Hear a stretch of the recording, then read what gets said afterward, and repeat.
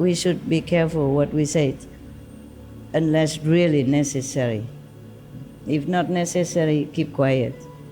If we cannot say something kindly, benevolently, beautifully, then don't say anything. Please keep watching to find out more. Supreme Master Ching Hai's lectures are not a complete meditation instruction. Please do not try alone. For free of charge guidance, please visit godsdirectcontact.org or contact any of our centers near you. Today, we are blessed to present one of these insightful lectures entitled The Life of Lord Mahavira, Saving Kushalak, Part 2 of 3, on Between Master and Disciples, given in Chinese and English on August 4, 2019, in the New Land Ashram, Taiwan, also known as Formosa.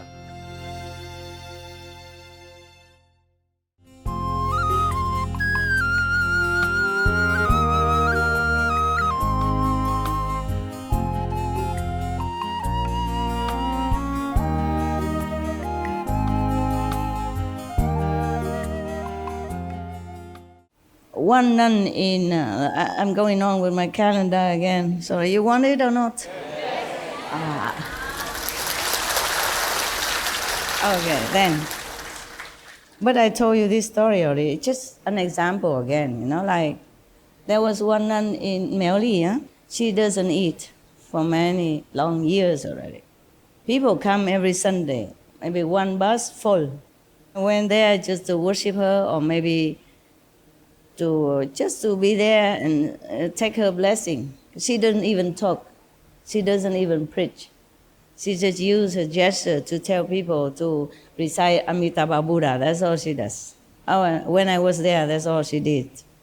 And how many people do anything? I was the only one that asked her how to be breatharian like her, and she was very happy. Other people, they think it's impossible. They don't even ask. They can't even be vegetarian, according to her teaching, not to talk about being breatharian like her.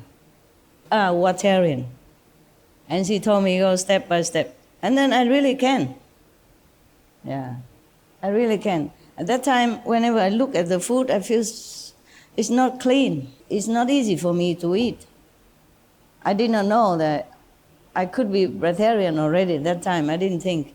And then I could not eat anything anymore. I don't feel like eating. And then I just stopped. I did not stop until somebody provoked me. The abbot told me, oh, you eat only one time a day, but you eat like 3 meals together. I said, oh, yeah? Well, you eat 6 meals. And never mind. And then from that day, I just stopped. I didn't eat anything. Everybody was so scared because I continued working, like cleaning the houses or doing any chores that I should do in the temple. I was alone. And then they were very afraid that I might die or something. They keep asking, you don't eat, but you still working? I say, yeah. I don't eat if I don't want to. I eat if I want to. And they will keep looking at me all the time, until I could not bear it anymore. So I go back to normal. Yeah. It's very simple at that time. I did not prepare nothing. I did not go through 21 days period or nothing. I just like that. That day, no more. I don't feel anything. Don't feel like I miss something or like desiring for food. If I desire for food, it would be terrible. It wasn't. It wasn't any desire. It's so easy to transit, just jump from one to another. Oh, I thought, wow, this piece of cake. At that time, I don't have any disciple. I do anything I wanted. Life is more simple. No worry, no care in the world, and whatever I wanted come true. But I don't even want much. Just some small thing daily, like something if I cannot have it, then I say, I wish I could have that, and then it will come. Just like that. Now I wish to see somebody, even though they're far away from thousands of miles away from other countries, from Europe, they will come see me. I just think, and then it come true all the time. And now I pray, I beg, and I don't know if it's coming or not. And now I don't care no more. I don't even wish for anything. Hey, whatever happened, happened. At that time, I did not do all that on purpose. I did not. It's just so easy. Life was so easy. Even I just don't want to eat anymore. I just don't. Imagine that. Now you can try. Even after 21 days, you still cannot stay breatharian. Maybe you take food and then slowly maybe, but it's not that easy. And now that I wonder, how easy was that for me? Now that I wonder, before for me is no problem. Because anything I want, it will happen immediately. Nowadays, maybe I wait for a couple of thousand years or something, if something to happen. Yeah, I have to meditate a lot. Do retreat a lot. Then maybe things will come slowly. Not so easy like before. But it's just different. At that time, life is easy for me only, but not significantly helpful to the world. So now, life is not all that difficult for me. It's not all that easy like before. Because before I lived like in a fairy tale, whatever I think, just come. I don't even wish. It's just a splitting thought, and then it will come. Of course, I didn't ever think of anything bad, thanks God. Otherwise, it's too easy to come true also. Never mind. Oh, I'm going on with calendar again. Okay, stop there. Now, did you try breatharian? Many of you, some of you try, right? Is it easy? Yes or no? No. I see many heads shaking. Yeah, I know that. Because of that, because I heard so many difficult stories about trying to go without food. Then I appreciated my time back then in New York. Living in New York City, in the temple, but in New York, surrounding with meat-eating people, all kind of people, Taiwanese who come and Chinese who come to the temple. But I have no desire for food at all. And when I get bored with foodless, I try the first meal. Everybody keeps staring at me and asking questions and talking behind me, and I thought maybe I don't eat. I wasn't hungry or wanting to eat anything. I don't know, just as natural as I quit, as natural I took food again. And then it tastes like dry grass. It tastes like nothing. Many days afterwards, and then I slowly get more used to with the taste. Otherwise, I didn't like anything. But to go without food has some benefit, just for me, okay? Easy life. But to go with food is benefit more the multitude, more affinity with people, okay? Many people. Food is the most working cause of all the people. Everybody works because of food. And to produce food, to plant food, to process food, to transport food, to store food, to sell food, to buy food, to cook food, to wash food, is a lot of work. So when we eat a morsel of food in this world, we have created a lot of affinity with many, many people. Therefore, we must meditate more to repay their kindness. It's just not because we pay the money. Of course, that's good also. Not because we pay, then we are clear of karma. It's not like that. Okay, so I go back to India. Right. So now this disciple or friend or companion of Mahavira was going near, very near, and goggling the face of that ascetic. And then he saw that the hermit was busy doing some strange penance. In India, they do many kind of penance, okay? You know already, right? I told many times. Some are hanging thing on their manly stuff to see how tough it is. Some are sleeping on their nails bed. Some are making a lot of fire around them in the midday sun in summer. Some are standing on one leg often or all the time, yeah?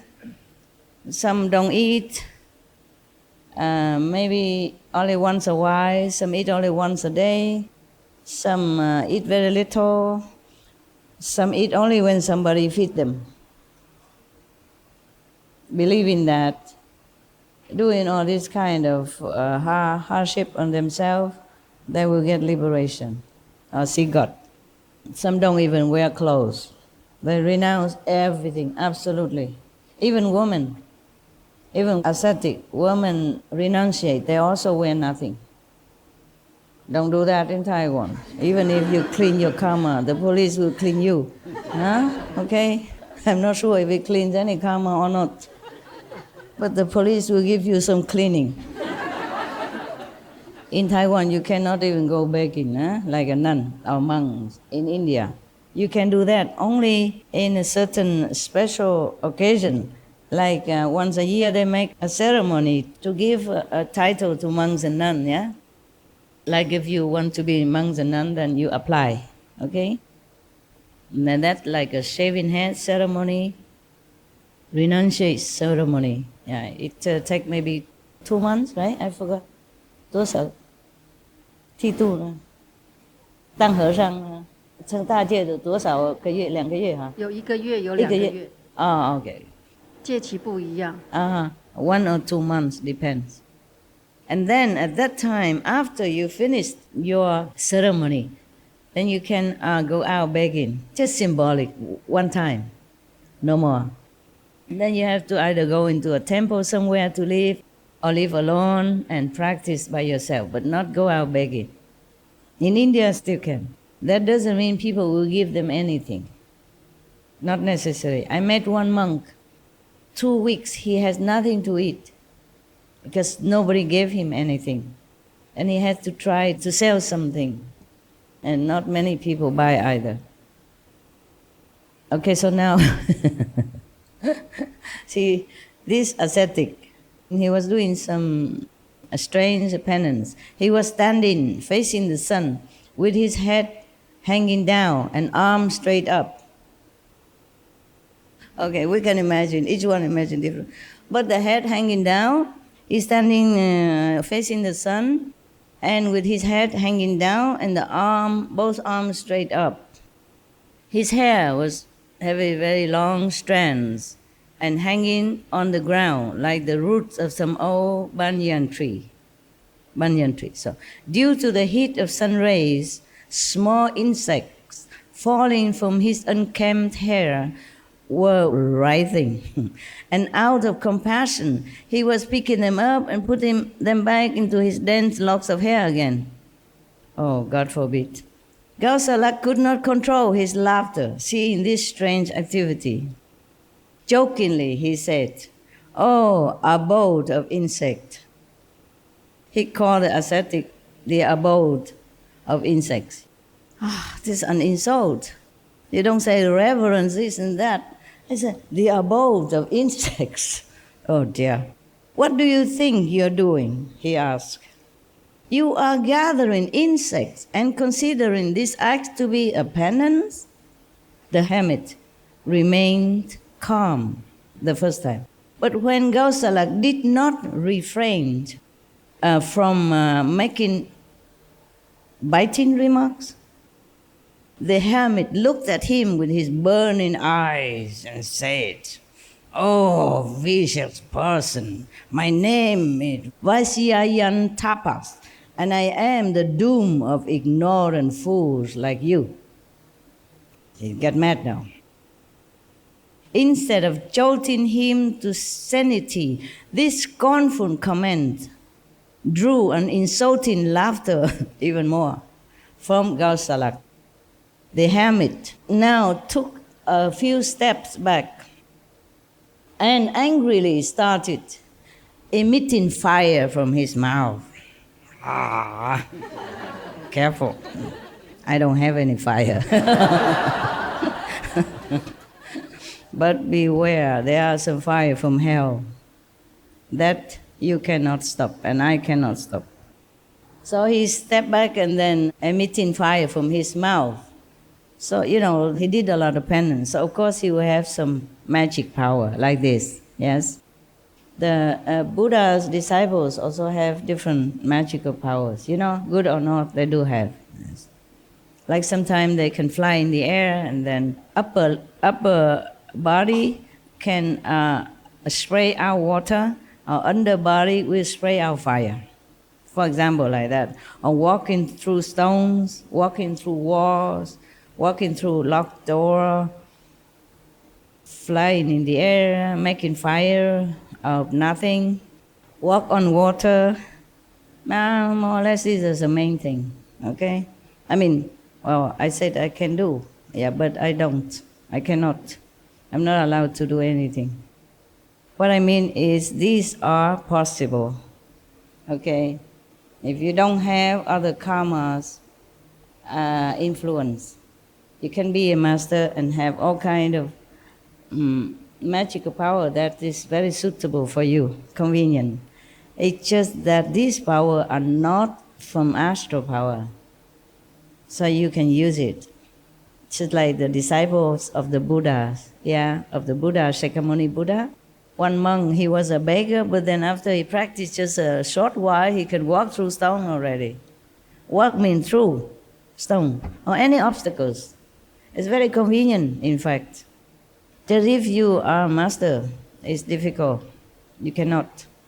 You sign to relinquish everything. You lose everything. Absolutely, you begin zero again.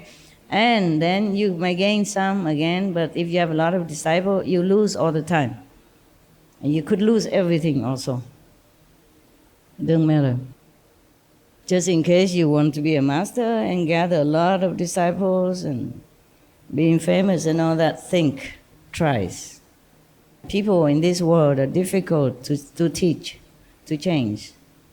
They might listen to you and clap their hands, but they don't understand what you're saying. And even maybe they understand just intellectually, not deeply, not enlighteningly. So very difficult to change their mind and their way of life. And for that, it costs you a lot. Because if they are your disciples, you accept them, whatever they do, you must try to help. So this miraculous power of emitting fire from your mouth is called, it has a name, it's called Tejolesya, okay? Acquired through long and harsh penance. The Buddha has never condoned any practice of a magical power. These are not high power, okay? They are very low. And you can practice many years doing this penance like the tapas, ascetic here, then you can have quite a few powers. You can also walk on the water. The Buddha one time wanted to cross a river, and there was a boat, and he was about to cross with the boat. And then there was one guy next to the Buddha, he's showing off, something like, how can the Buddha even walk through the river on the water? Why he has to take a boat? So the Buddha asked him, how many years you practice? And then he just walked on the water. You know that guy? Yeah, the one who talked to the Buddha, he walked on the water to show off. And the Buddha asked him, how many years? How long did you practice until you get this power? He said, about 25 years. So he said, I have only 25 corn. I can cross, on the boat. The Buddha has always looked upon these children tricked with not very respectful attitude. He always told Maudalayana, tell him not to use magical power anymore, but he cannot help it. He get used to it. Yeah, he followed the Buddha, but he cannot forsake everything, except his hair and maybe his house. Yeah. So finally, he died by higher magical power. Maybe not higher, but they gathered together, many of them, to counter him alone. So he alone cannot, wasn't able to withstand their united power, because they was very angry with him. Maybe many times he make fun of them or something, or defeated them. So they were very angry. Yeah. So finally they gathered together, different sects, and then they killed him. He died tragically. You know already, right? I told you already.